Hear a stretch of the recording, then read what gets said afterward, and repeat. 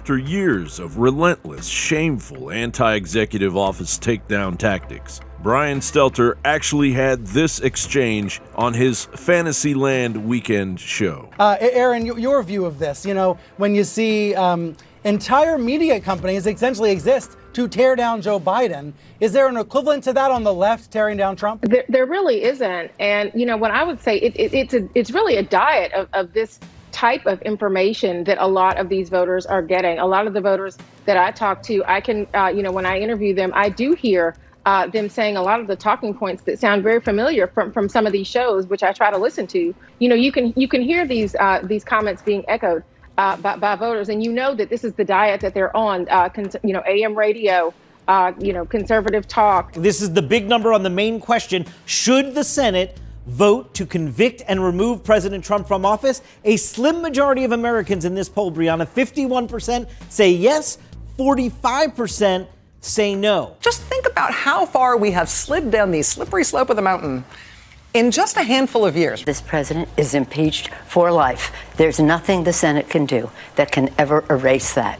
On the campaign trail, you called yourself a nationalist. Some people saw that as emboldening white nationalists. Now people are also saying that the president. It's such a racist There question. are some people that say that now the Republican Party is seen as supporting white nationalists because of your rhetoric. What do you make of that? I don't believe it. I don't know. Why do I have my highest poll numbers ever with African Americans? Do you think Donald Trump is racist?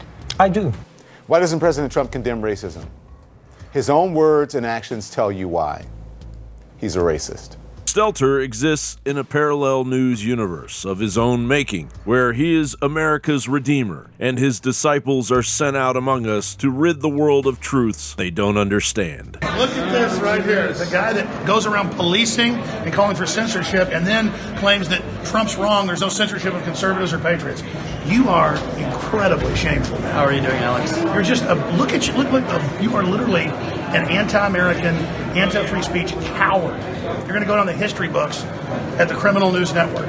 Only someone like a Brian Stelter, who was obviously born yesterday, wouldn't have noticed that the 92% of media coverage that is negative against President Trump began even before President Trump set foot in the Oval Office, and a portion of it by Stelter himself. Number one, just how low will the deception go? How deep will the deceit go? Trump's defense is predicated on cheap slogans like coup and hoax. He's constantly contradicting himself, saying those slogans over and over again. One minute he says, read the transcript of his call. The next minute he says that Adam Schiff is going to doctor the deposition transcripts. Well, it reads like a classic organized crime shakedown.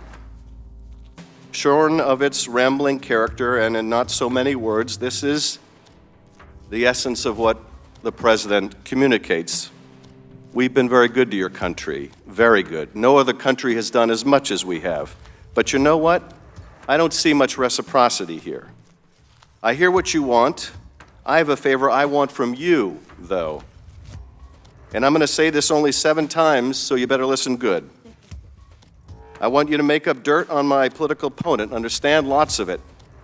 On this and on that. I'm going to put you in touch with people, and not just any people. I'm going to put you in touch with Attorney General of the United States, my Attorney General, Bill Barr.